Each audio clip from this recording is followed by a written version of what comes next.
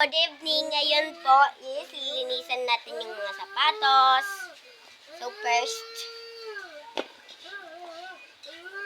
sorry lang guys sa maingay kong kapatid. Nananakit kasi siya kaya gimbunalan. Yan. Ayusin lang natin. May angga pa na dyan ka? Sorry lang guys so patuloy tayo.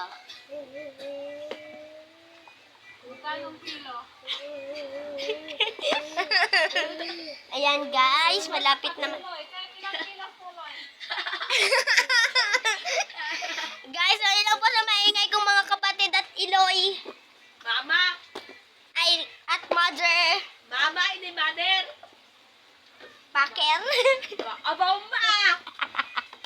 Abaw ma! Sorry lang talaga guys maingay kasi itong mga kapatid ko. Parang ewan. Anong kinalaman namin dyan? Yan.